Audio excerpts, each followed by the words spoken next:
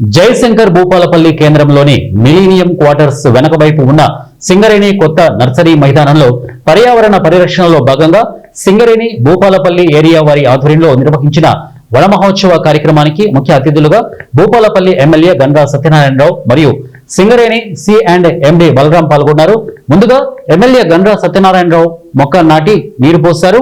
అనంతరం ప్రకృతి ప్రేమికుడైన Singareni C and MD Balaram 370 మొక్కలను ఏకబిగిన నాటారు.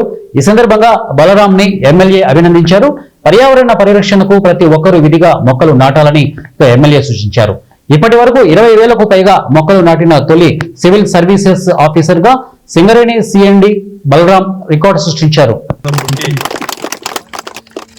వారు చిన్న వయసులోనే ఒక గిరిజన కుటుంబంలో పుట్టి గుంటుగా కొట్టి నాగలి దున్ని కష్టపడి ఈ సిఎండి స్థాయిలో ఉండి ఐఆర్ఎస్గా మంచి చిన్న వయసులోనే ఈ స్థాయిలో ఎదగడం మన తెలంగాణ రాష్ట్రానికి చాలా చాలా శుభదినం.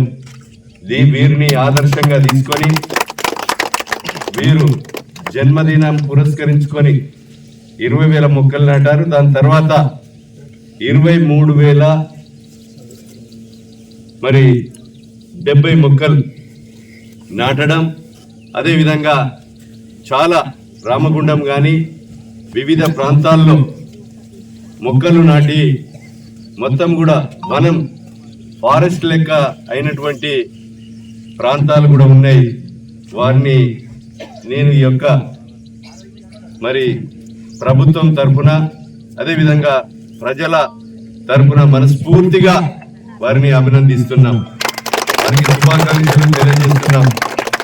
ఈరోజు పచ్చదనంతో ఇప్పుడు ఈరోజు ఇక్కడ మేము రాకముందు మొక్కలు ఈ ఖాళీగా గ్రౌండ్ మైదానం ఉండే మొక్కలు నిలబడంతో ఈ గ్రౌండ్కే ఈ స్థలానికే ఒక అందం వచ్చింది.